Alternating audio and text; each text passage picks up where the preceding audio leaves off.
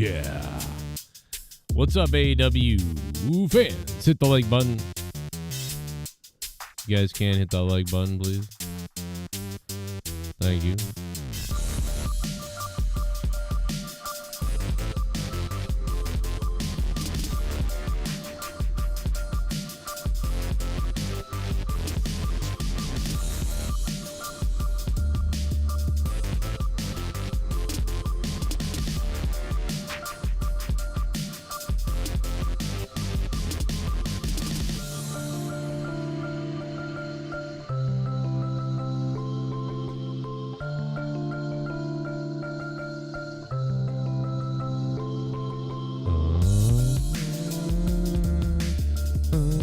What's up, everybody?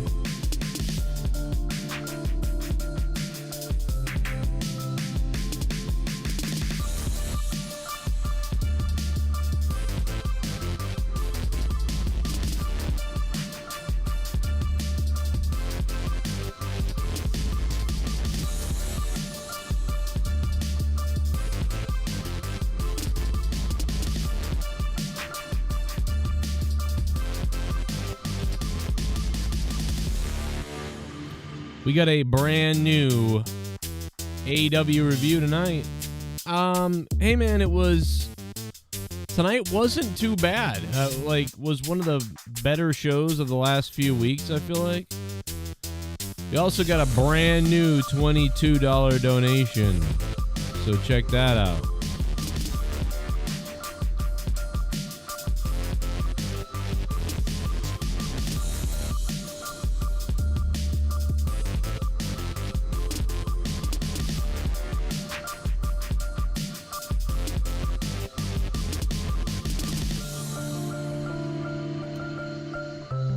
Do me a favor and hit that like button, everybody. That's the first thing we need to do. So Samoa Joe is working with the devil. Or is the devil, or we don't know. The devil story is just being stretched out and stretched out. Man, they are stretching it way out. Like, they are stretching this devil thing out there. Like, I don't know if MJF is really badly hurt or something's really wrong with MJF, or, you know, I have no idea, but they are fully stretching this thing out. We got this pay-per-view coming up. I'm not even gonna be able to really watch that. You know what I mean? Raw got 600,000 viewers this past Monday. What are you talking about? The Raw did under 1 million views? Are you serious? Joey's not the devil, it's too fat. No, I don't think it matters what he is. He could be the devil. I mean, I don't think he is. I don't think he is the devil, but he could be. We got a brand new $22 donation if you guys want to check it out. I'm going to play it for you in a minute and show you what it looks like. I don't know. Anything's possible. They could make the devil look skinny just to throw you off so you don't know. But either way, it looks like for sure that, Joe's turned on MJF, which we sort of saw coming, and for sure tonight I immediately, as soon as Joe came limping out, I was like, oh my god, he's gonna go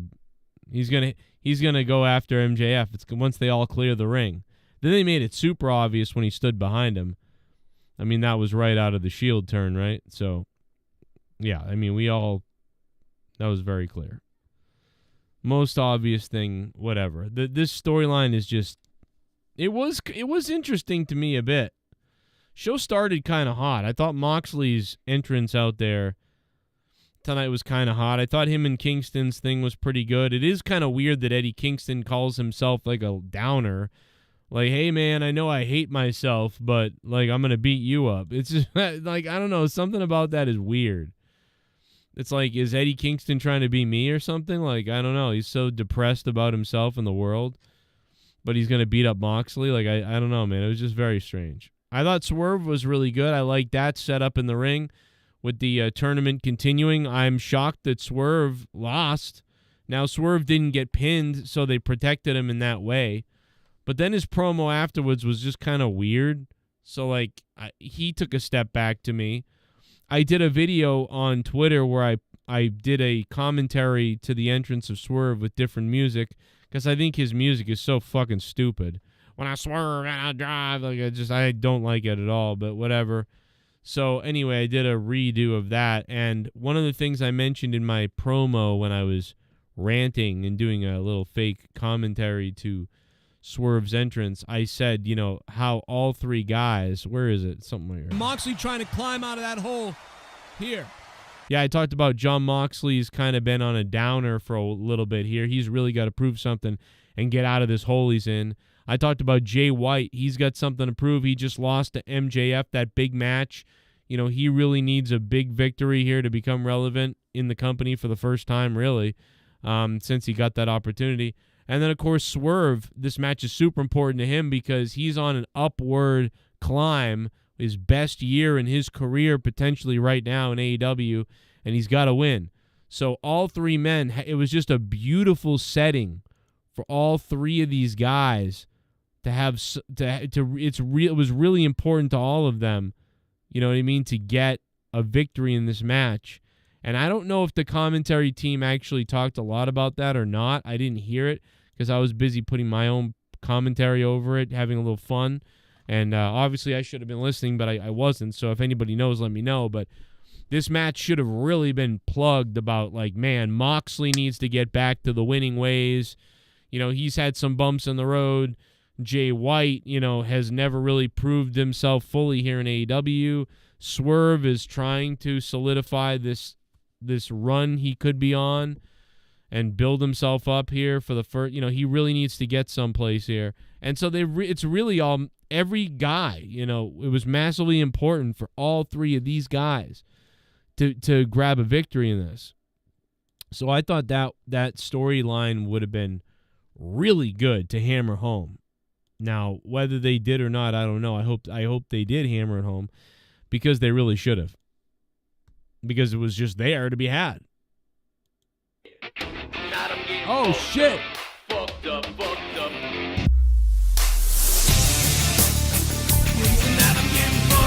The Soundwave 92.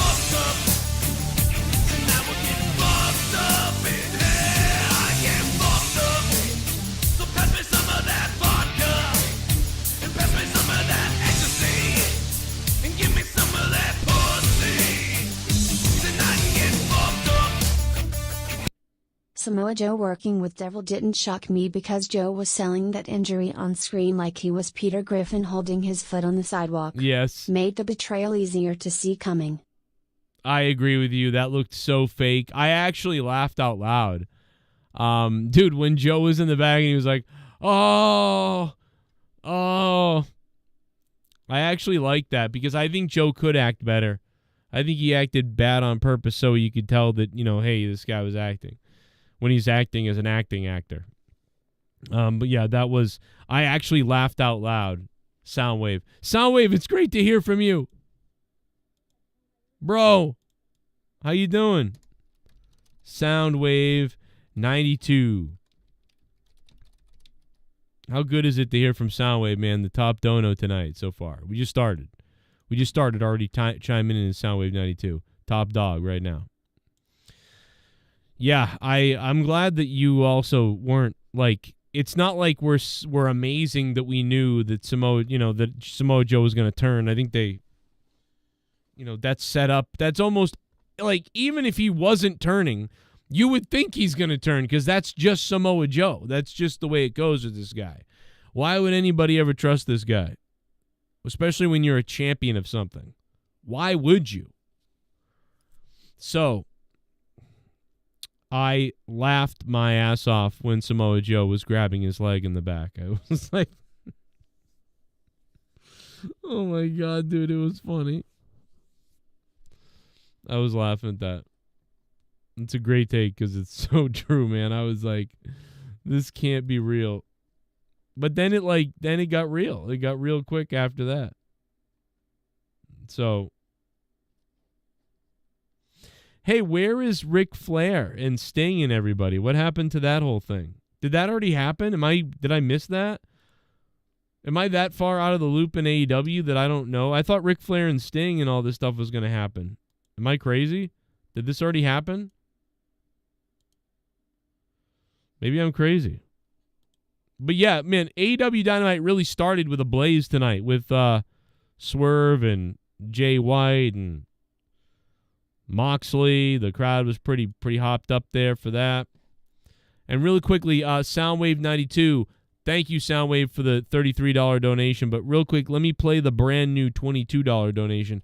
Everybody today was sending me this clip. This clip that we've all seen probably before.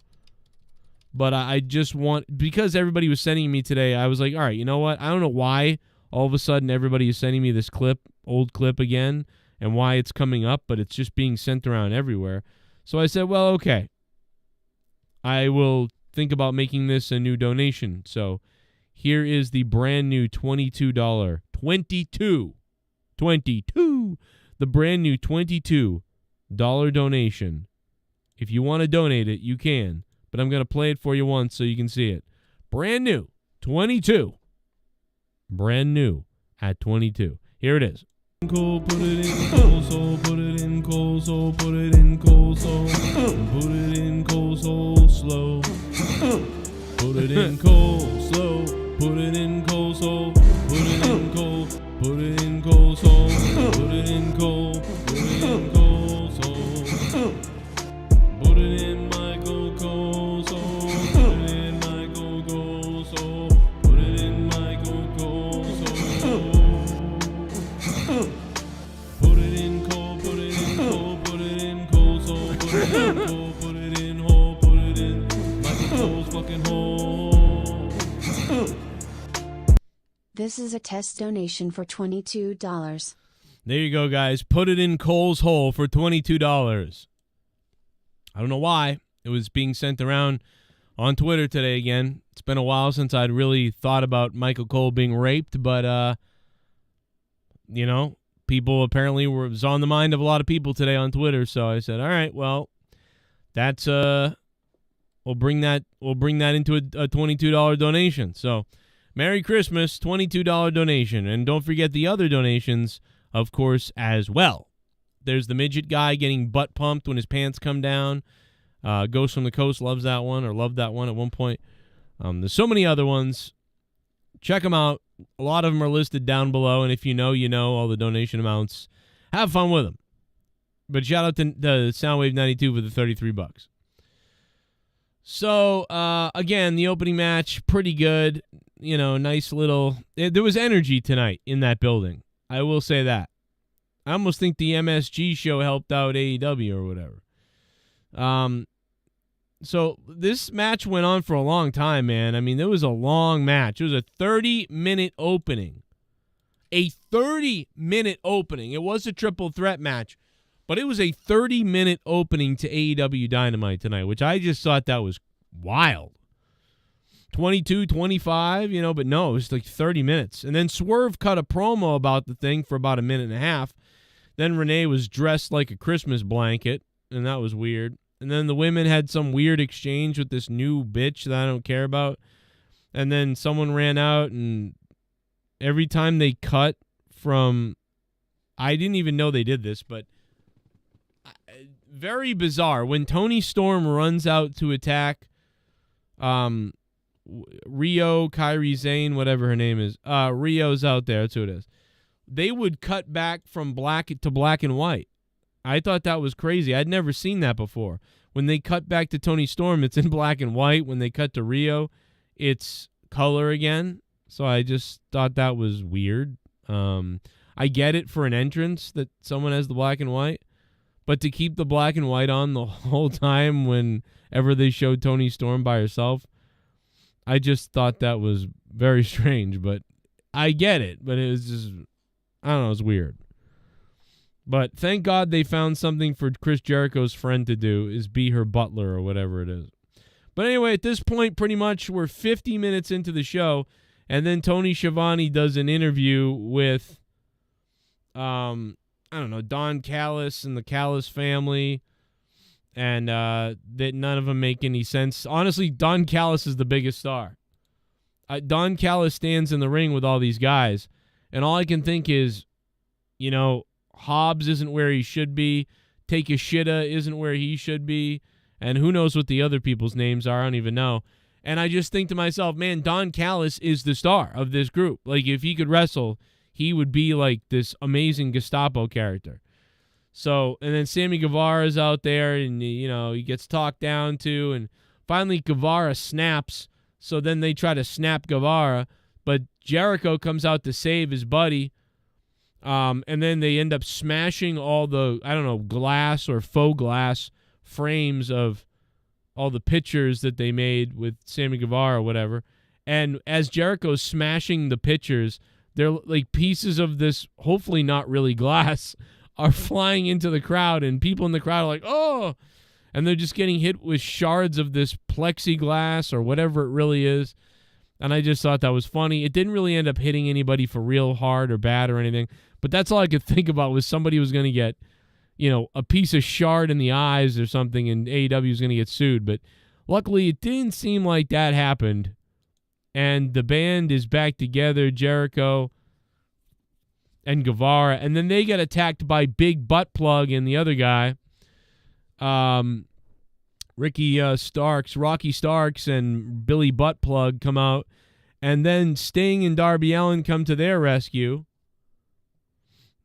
Interesting. And, you know, it was kind of fun. Like, there's just little fun things. Nothing was crazy tonight, but at least nothing was that boring. I don't think anything was great either. I don't think tonight's show was an 8 out of 10 or a 9 out of 10 or a 10 out of 10.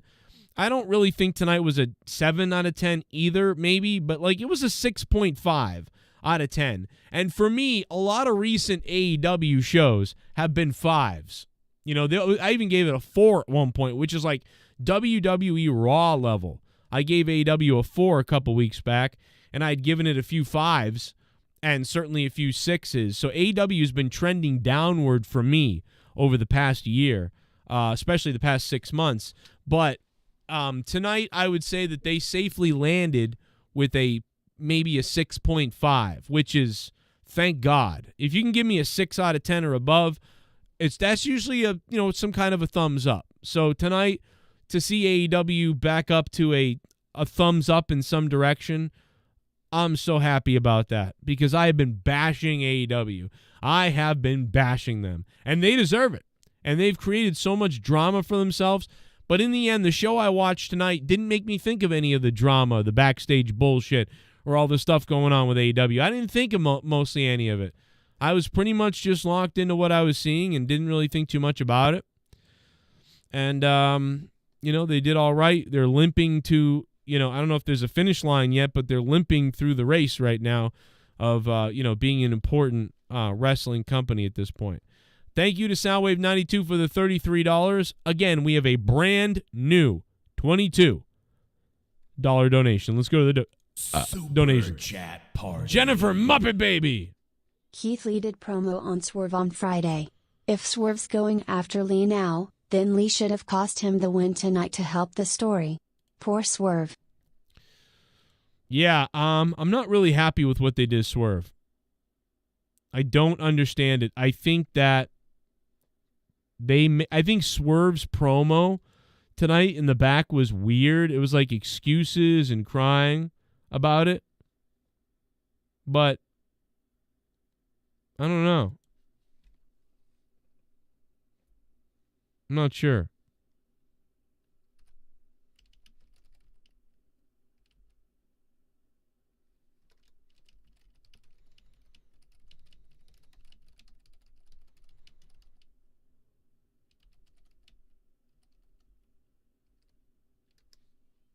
I don't know. It's weird. But yeah, solid show. But they really screwed up Swerve. I know that I've got this thing for Swerve, and I did put out a video earlier where I was like hyping him up because I don't like his music. And I'm not saying that he needs to have the Michael Jackson music. I know a lot of people don't like that. But like, I just think that when I dive and I swerve and I third, I just don't like the song. I don't like it. It sounds funny. He doesn't seem like a funny guy right now. To me, Swerve is like a dead serious, like I'm about to kick some ass. So like, I just don't see that for him. I see Swerve being more serious. So I don't care what kind of music you switch Swerve to, But, like, I just don't see this being his music. I see something like this. We're about to be... This is a tournament that could change the history of All Elite Wrestling.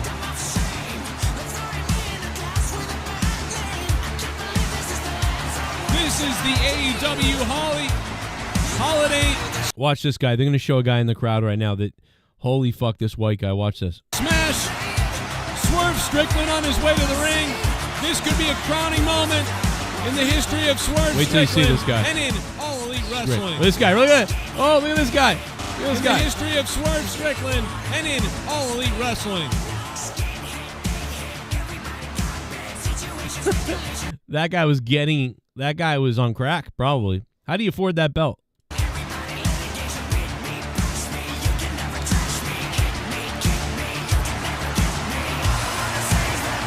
I don't think it's arguable to say that this is the most important and the biggest year of the career of Swerve Strickland.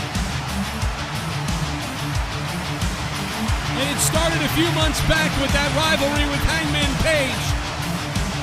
And the heights that Swerve Strickland can go to here have no end. As we get set for this Continental Classic matchup between Jon Moxley, Swerve Strickland, and Switchblade Jay White.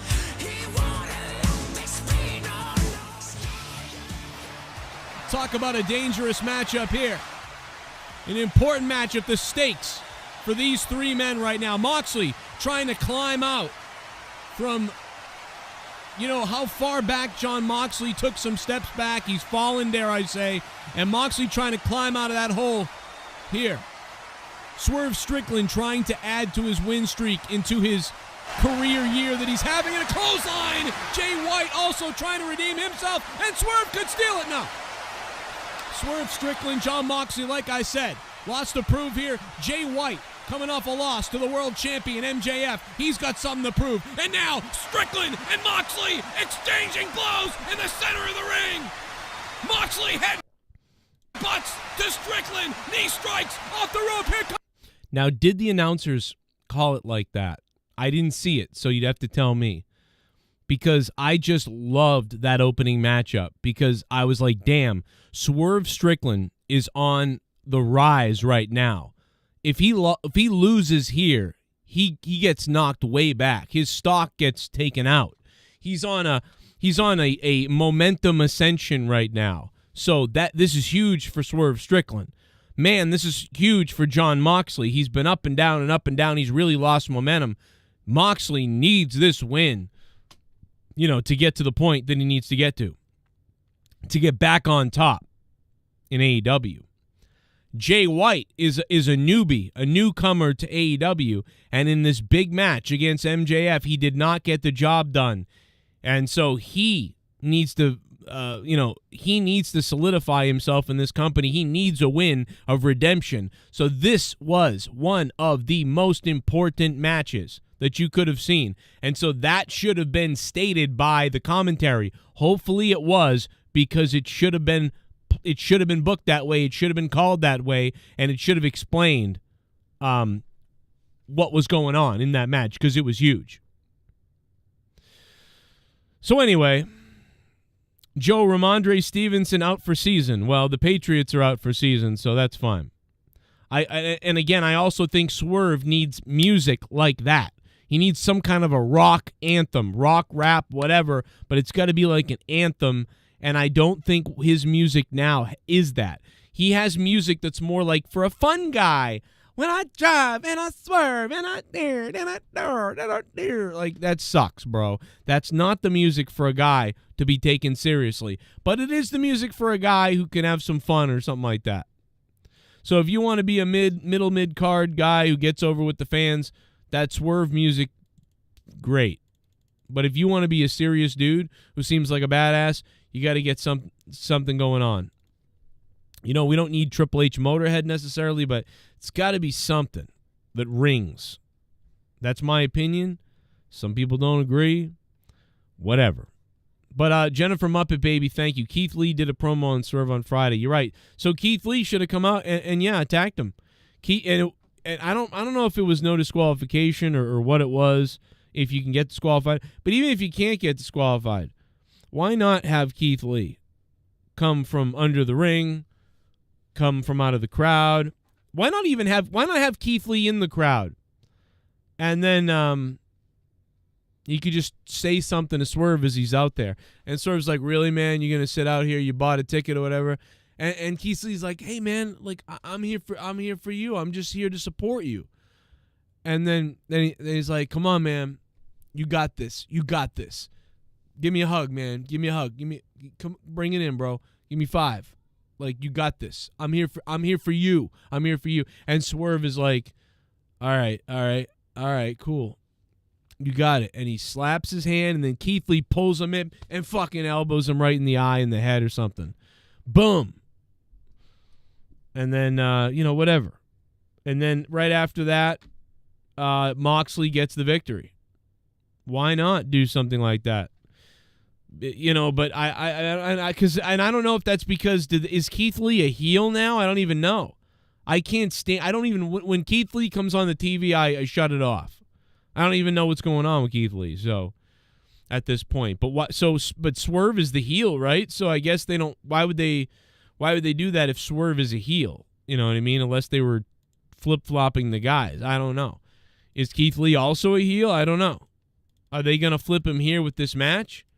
Who's going to be the bad guy, good guy? Or is it neither? I don't know. Guess is as good as mine, and I don't really have much more of a guess besides that. MJF might be injured, so we don't know how far he can go with the belt. Is he going to lose the belt?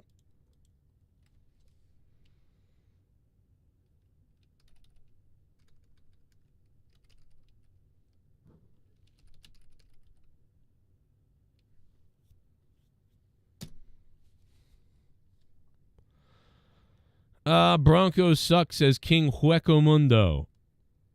I've realized this show is basically just Joe auditioning for a wrestling company to hire him now.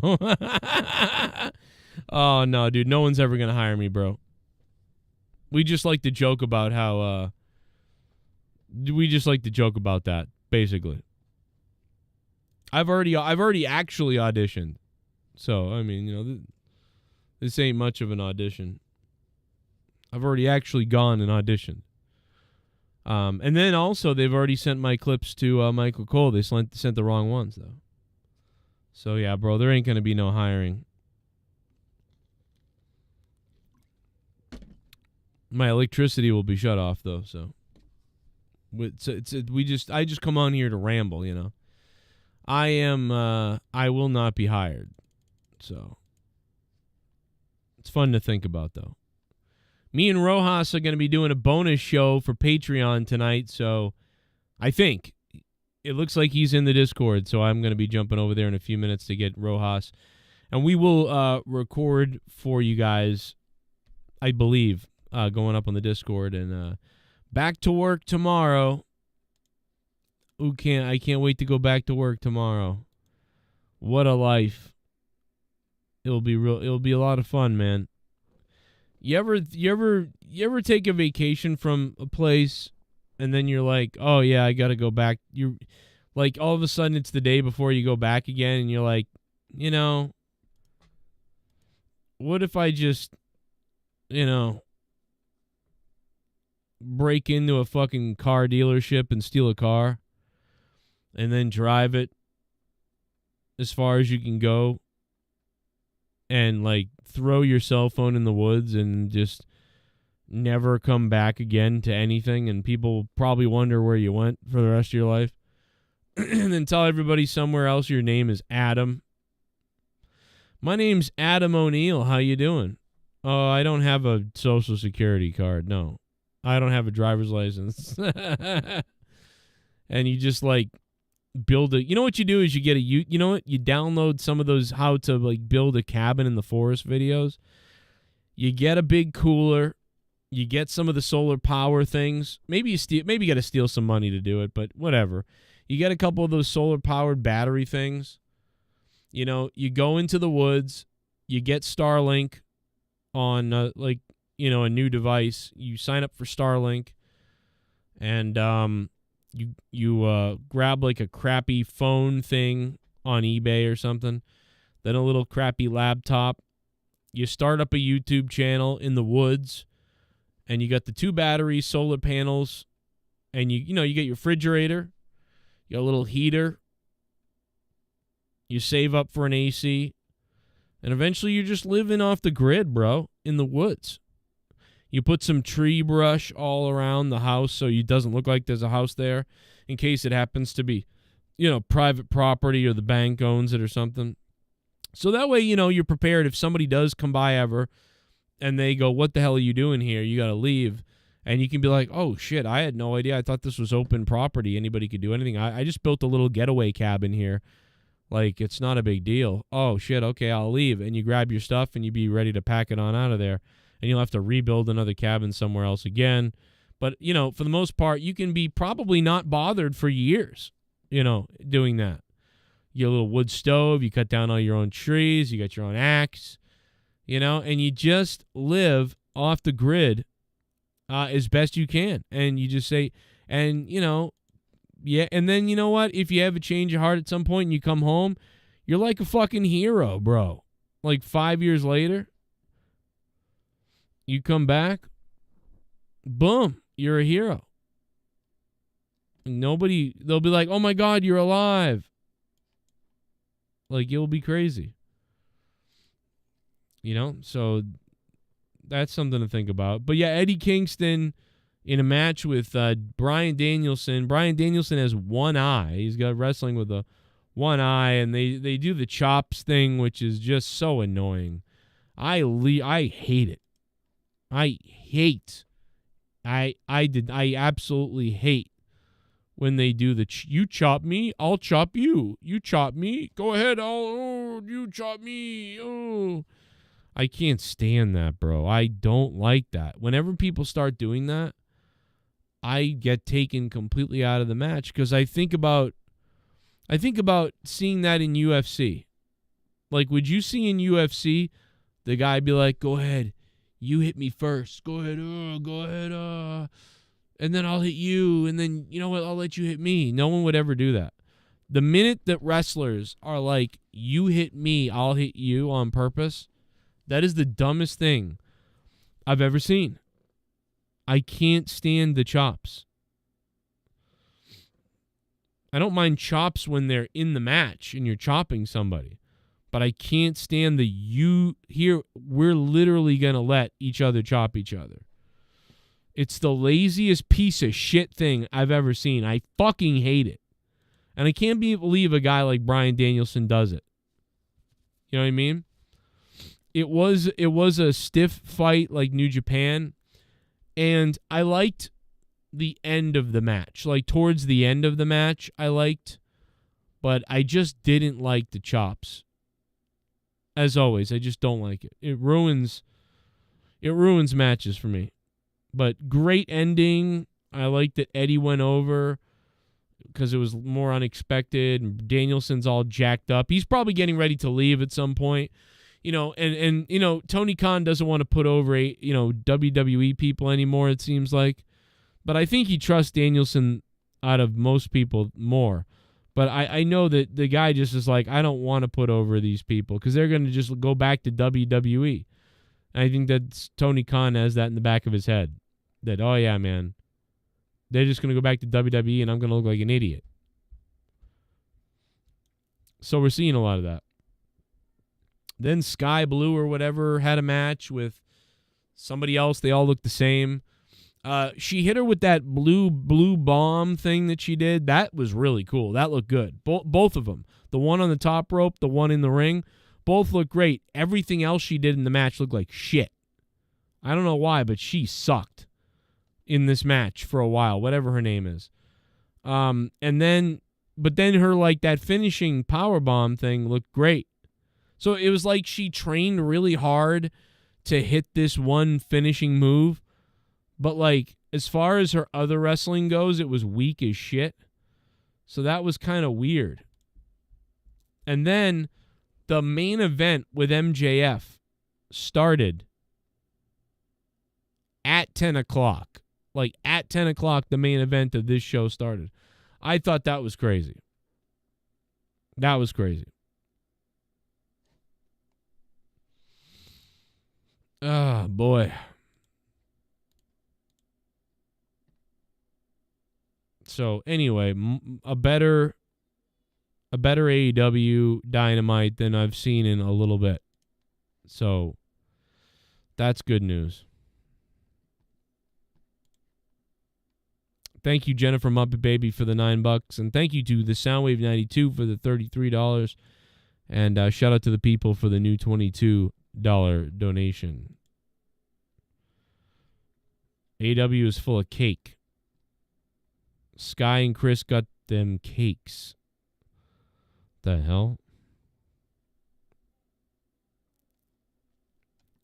Gunther is the only exception. What up, villain? I don't know what you said, but I get it. And yes, I don't like chops. That's true. Yeah, eat the cake. What's up, pee-pee pants? That's not my name. My name. Shut the fuck up. Oh, no. You gonna cry? Oh, my don't God. talk like that. You gonna ban me in your chat? You gonna ban me in your chat?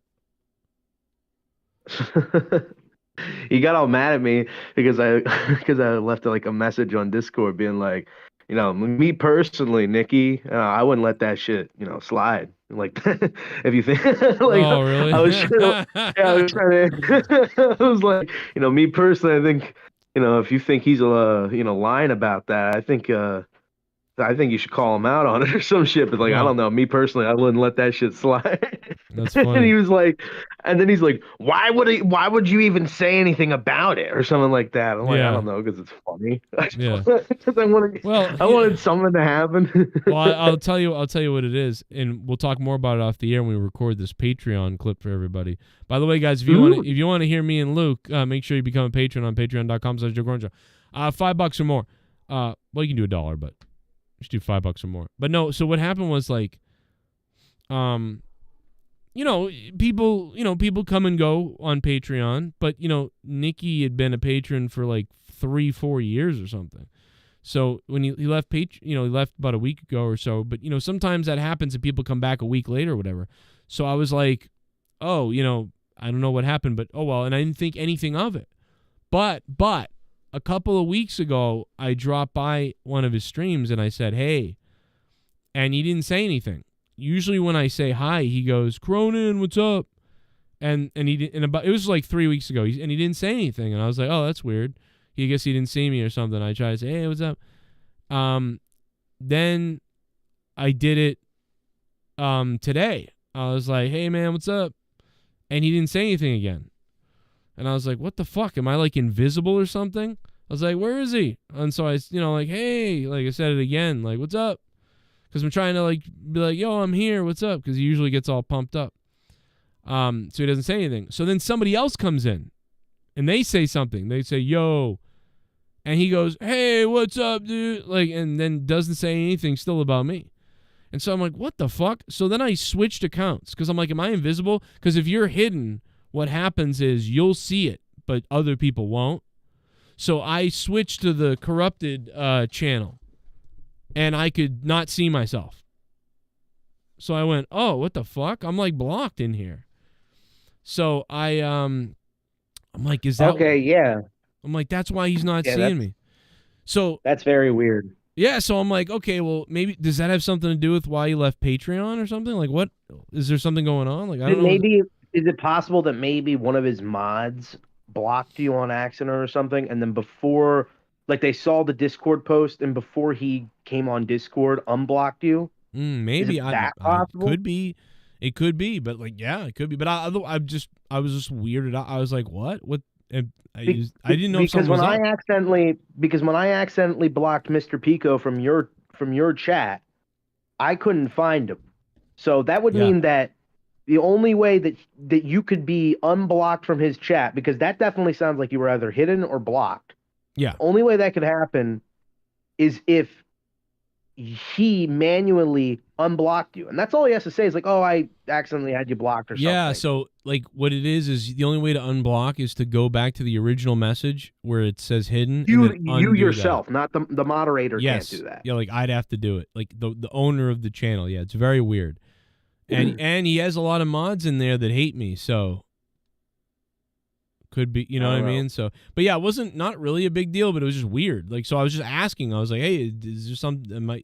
You mad? Is someone mad at me or something?" Like, I had no idea. Like, it was just caught me off guard. Anyway, whatever. But Very strange. That's how the message was. I was like, I don't know. Well, this is kind of very strange, very weird. But me personally, I wouldn't let that shit slide. he just saying bullshit. And I can tell from the comment he said, because he like directly responded to me. He says, "Why even say anything?" I'm like, wow, he is butthurt about it. Yeah, it's weird. I don't know. What's going on, man? Smoke a blunt, bro. Get happy. Like again, he left Patreon a little while back, but like I didn't say anything. I just figured like, oh, he'll either be back or he left. Whatever, who cares? People leave all the time. I don't say anything. But because this coincided with that, I was like, well, wait a minute, am I like in trouble or something? Like I don't get it. But maybe Extreme Shaft can find out. He's in the chat right now. How fast does MJF sign with WWE after the new year? I don't know. I don't think he does. I don't think he does because, like you said, Joe, WWE really doesn't need him. What the most he could get from WWE is possibly $2 million, and that's really highballing it. What he could get from AEW is anywhere between what Jericho's making and what Moxley's making, because he is definitely the top star right now of AEW. Or, to some people, he's a fucking piece of shit loser, and they need to book Swerve to be champion. Otherwise, we hate Swerve now. Yeah, like, but and this is the other thing is the Swerve is on the rise, but they keep knocking him down all the time. Like they don't really believe in him or something. Maybe that's it. Yeah, maybe they're racist. Uh-oh. Well, I don't know. It's like, it's weird. Since Cody left, they get super racist. Have you noticed that? They really have. Like, yeah, they've really abandoned, like, once Cody left, it was like, see you later, Sonny Kiss. Have you seen Dick Man? I mean, Nyla Rose. Nyla Rose? Ew. Nyla Rose, Nia Jax. What is it with that fucking Nia like that? Ugh, yeah, Nyland. That type of sounding word. Hey, have you seen what's her face? Lacey Evans. Have you seen any of her interviews? No. That she's been cutting? No. Dude, I said this on Monetize This. She is like a nut job. Yeah. She's so crazy sounding, like whacked out. And you know what it reminds me of? It reminds me of that TED Talk that we commented on earlier this year with what was her name? Yeah, like Candice Michelle, or I forget. But man, it was so fucking like she's so cringy. She's talking about how like being at WWE, she couldn't push the it wasn't a proper platform for her to push her message or spread her message, which is like positivity or some fucking lie that she was trying to make up to make herself seem like a good person. It's like you sell your tits on fucking OnlyFans, dude. It's like you're not. Yeah. What is she talking about? Only thing anybody knows you of from WWE is that time that you shoved your ass in the camera with Seth Rollins' name on it. That's the only thing I really remember. But like she was pretty good, like with her character. She was all right. I thought her character was good and she could have gone somewhere, and it's like never really fully happened. I don't know why. Well, she didn't even really want to be there. She didn't even like wrestling. But the way she talked about it was as if like she didn't even view wrestling as like she didn't view it as something that was beneficial to her message. Like, what message do you have? I hear. Like I said, you're a nobody. A nobody. The only thing that people know you from is from WWE, and she's talking about it as if like she's a fucking Hollywood star, and like, oh yeah, that wasn't really the proper platform for me. Like, what are you talking about? Yeah, dude? If you didn't have that, you wouldn't be anything like a platform. Now, is this the one with Chris Van Vliet? Is that where you heard her? Yeah. Why is she dressed why is she dressed so like conservatively when she's like naked on OnlyFans? And then she talks about how she how the day that she delivered birth, she went to the gym. Let's hear a second of this. I think she's roiding up. Like that would have been the obvious choice for your gimmick originally in WWE. Why was it the sassy Southern Belle to begin with? I don't know. When you find that out, you want to call me, Chris, and fucking let me know. No, I remember in NXT when we were going over like character ideas, never once would I have imagined that I'd put on a tutu and start twirling around and being like, sassy Southern Belle, like I am from the South. I can bake a pie just as good as I could fire a weapon. I love being beautiful and feminine. What the hell? Check out my fan time. I'm a sexy motherfucker. We'll get into that. What the fuck? Oh my So god. awkward, But, dude. Some of Chris Van Vliet's or whatever Vliet's fucking some of his interviews recently have been super like awkward. And he said some stupid shit earlier this week saying like wrestling is on a boom period right now, maybe the most popular that it's ever been. Well, Like, well, what? that's because he wants it to be so he can make money. I know, but to say that is such a ridiculous claim, dude. And everybody in the comments was shitting on him. Like, are you stupid right now? You know like, what how can you say? She kind of reminds me of that Marjorie Greene Taylor, the conservative politician lady. She kind of has that going on a little bit. Let's hear a little more of her. Like she is. Yeah. She What's going on with her eyes? She is schizo. I know. I don't know. It Like looks She opened up a What? coffee shop too. Remember, she got this big coffee shop she opened up. how it happened. One of the coaches pulled me aside and was like, hey, you need to learn how to like dress up, with the rest of the girls. And they were definitely trying to do me a favor because I'd come in with a pair of blue jeans on, a pair of boots, fucking. You know what she reminds me of? Is a Boston person, but with a Southern accent. This is like a Boston chick. She's just missing the accent.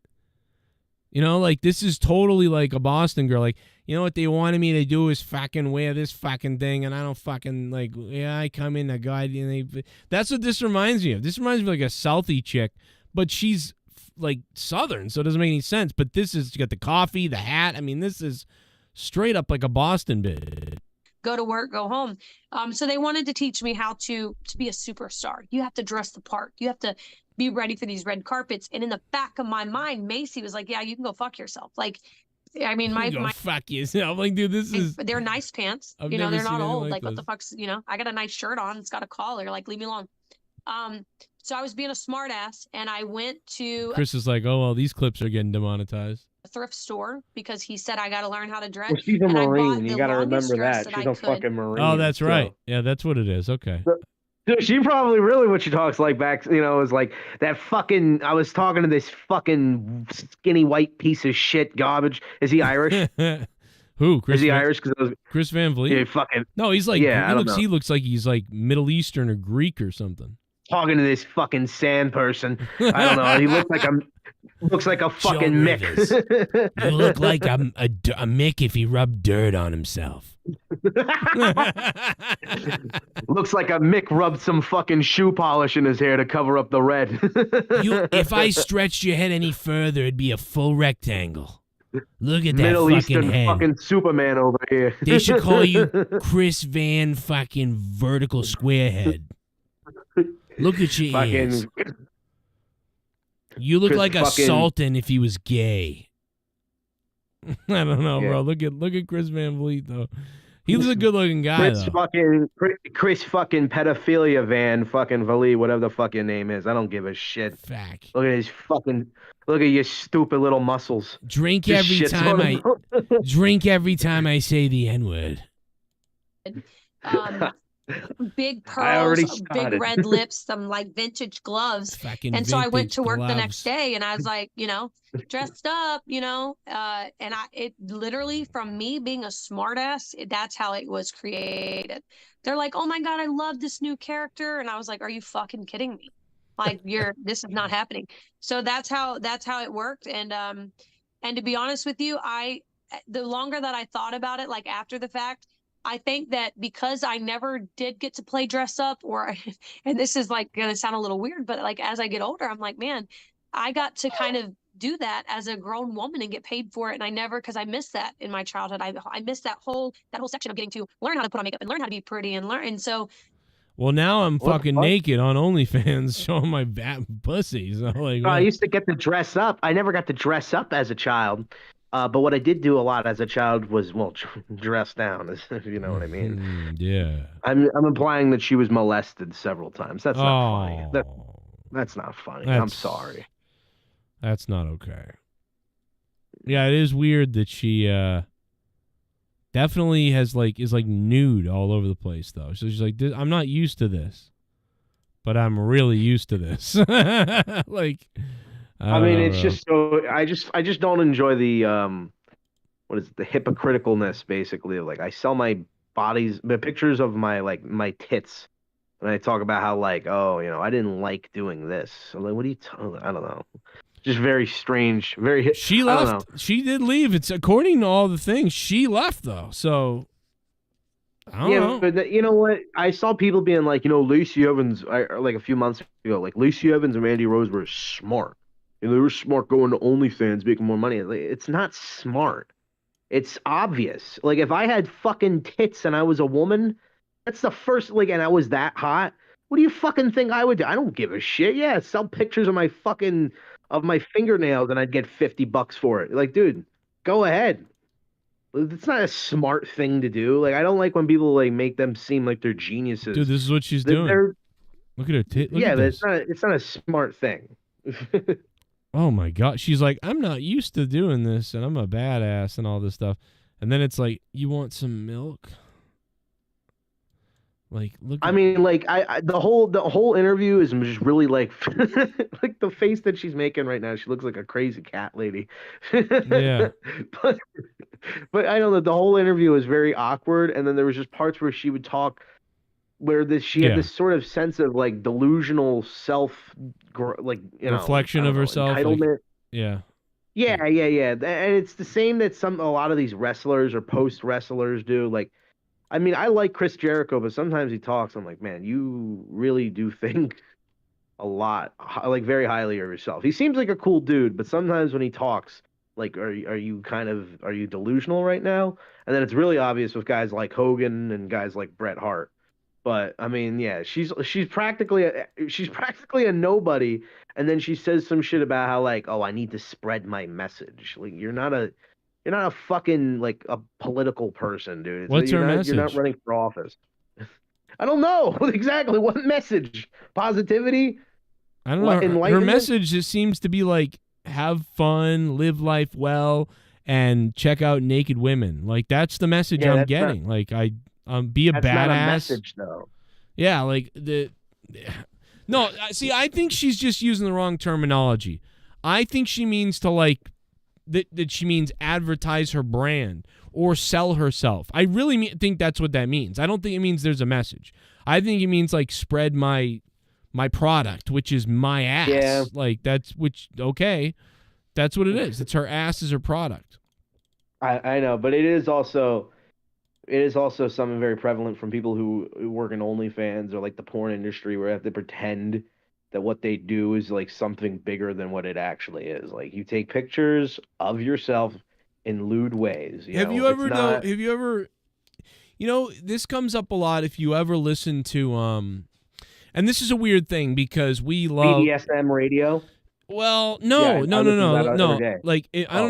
don't know how far back you go with this stuff because of your age and way music is now, but it reminds me a lot of band interviews going back to forever. Band interviews, a lot of band interviews, not everybody, but a lot of them are this weird thing where the interviewer treats the bands like they're gods in some uncomfortable way, but the band also is like that, where it's or movie stars too, same thing with movie stars, just artists in general, where they're when you were creating this song. Yes, that's exactly how he talks. And it's what? And then the band is well, I thank you for saying that, because when we were in the process, and it's this crazy thing. It's you just wrote a song, dude. You were in a house for 2 days, smoking pot, drinking, and you had a notepad, and you were hanging out, and who knows whatever, and then eventually something came to you, and then you made it. But they treat it like these people solved the mystery of water on Mars, and it's just weird.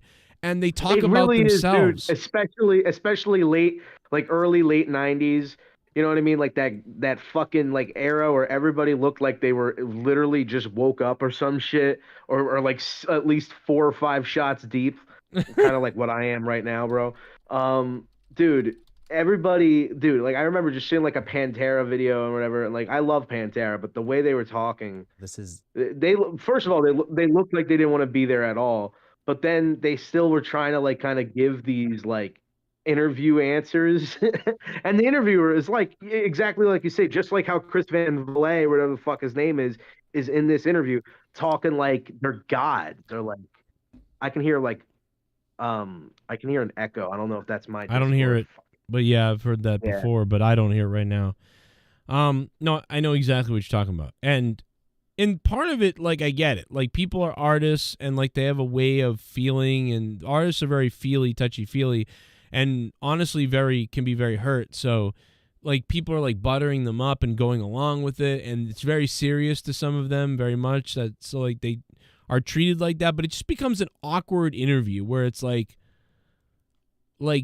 I don't know, man, like where you're acting like there's some mystical thing about it. Just tell me the story of how you came up with the song. That's it. You don't have to go into like when you were thinking of this song and you wrote those lyrics when you were doing. It's just very weird. Like listen to this for a second. Yeah, and people that you work with also. This is Paramore in an interview. Listen to this guy. So yeah, like, exactly. You feel responsible for people's livelihoods, and we're so grateful that we get to like partner with people that we really love and like do this together. But it really feels hard to make the decision to step away. And I think I just personally was like kind of starting to fall apart. I think after so many years of just going and going and going, and then you imagine these people having to get a real fucking job. I was just starting to fall apart. I was starting to fall apart because, you know, we were writing these records and then we had to go on tour and we're getting paid like millions of dollars and just, you know, there's someone there always telling you where to go and where to eat and what to do and get on the bus, and then you're playing a festival and then another show and then we're, you know, back to the studio. But yeah, when you're not like, you know, when you're not just, you know, singing on the stage, got to do these mind-numbingly boring things like partying with people for 7 hours and doing drugs in the bathroom and then, you know, fucking underage girls and then lying about it and then getting off on the court cases because, you know, you got a really good lawyer and they don't. I mean, these are really terrible things that we got to deal with every single day. Yeah. That's why I wrote the song. Platoon of Darkness or some shit. But Haley didn't like that song, so, you know, we fought over that for several days because I'm like, well, this is what the song's about. But, you know, Haley was like, no, it's got to be Cherry Lipstick. And I was like, well, fuck. And so we almost split up over that. Look at Haley. She's like, fuck it. Right there. My artistic integrity was really challenged when the record company they forced us by paying us $25 million. They forced us to make this song called Emergence of Awesomeness. And I didn't want to do it, but, you know, sometimes you got to make compromises. And I hate that song. And it really makes my blood boil that I had to get paid $25 million for that. No, I don't think they got paid that. I think Haley sucked up a lot of money. But I will say that if you listen to that interview, that's just the first one. I thought there's a million of them from anybody you could listen to, but that interview is an hour long, and all it tells me is these people need psychic help. All of them need a psychiatrist. Like I listened to it and was like, wow, they legit need a psychiatrist like ASAP. What I was making fun of was Metallica hating what's the song Escape, which I think is a pretty good song, and all things considering, definitely better than anything on Saint Anger, but they like hate the song because the record company made them do it or whatever.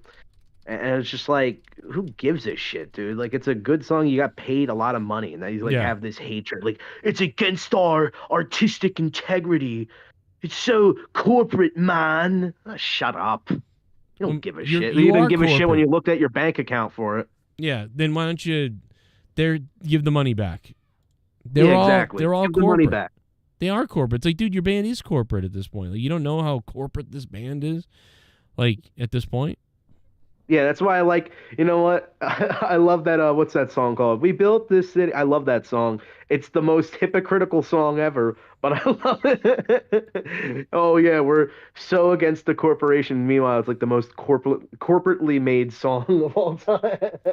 I don't know why the super chat hasn't played yet, but I'm going to just read it now because we're going to get out of here. We'll be talking a little bit more. You can catch it on Patreon if you guys are patrons or become a patron, whatever me and Luke do after the stream ends. It's going up in audio form on Patreon, so go check it out there. But Randy Viper says, where's the gay W lovers now? Tony Khan can't and will never sniff Vince's steroid-infested turd. Hold that. I love Luke Rojas. Okay. Well, yeah, before you leave, I just want to say that fucking theme song that Swerve has is like something you'd hear in like a YouTube edit or like a TikTok edit. And that's like something that little kids would listen to. Like, so like I would see my nieces dance to that shit on fucking TikTok. It's so cringe. Bad. And I don't know. It's very. You see Moxley's face. Like I thought my Where's song was are the bad. gay lovers now? Tony Khan can't and will never sniff Vince's steroid-infested turd. Hold that. I love Luke Rojas. Rojas. Randy Viper, thank you for the $5. New Zealand. Yeah, I don't know. I think that's why I changed Swerve's music, and I just think he needs to have some kind of guitar rock, like heavy, sort of badass, anything, even if it's a rap song that's badass, like Hollywood Undead or something.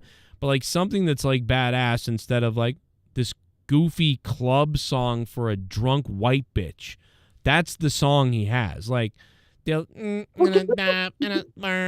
really stupid, dude. It's and then it has this like weird like flute in it that's very like whimsical. It's like it's for like a Ron Killings like funny song. Like it sounds like Thomas the Train. Yeah, I know. It's like if he was a comedy wrestler, it would make sense. But that's why I'm saying like it doesn't fit him. Like it just doesn't fit him. Anyway, yeah, I don't think it's necessarily a bad song. I just don't. Yeah, it doesn't fit him at all, especially the vibe he's going for. Just like how Moxley shouldn't be coming out to a song that's sung by like a woman. Yeah, it's up. Anyway, guys, see you off YouTube. We'll catch if you guys want to hear the rest, check it out on Patreon. We'll see you on Patreon. Patreon.com/Joe Cronin Show. We could use $25 producers. If you can become a producer, there you go. And keep the lights on at paypal.me/Joe Cronin Show. If you want to directly donate, paypal.me/Joe Cronin Show or patreon.com/Joe Cronin Show. Become a patron. You can hear the rest of this song. We'll see you later. Goodbye. And thank you to Soundwave 92 who dropped the $33. 6.5 out of 10 for AEW tonight for me. And so that's better, but still nothing amazing. But there was some nice points tonight. We'll see you guys. Okay, we continue the show on Patreon. We're live with the recording.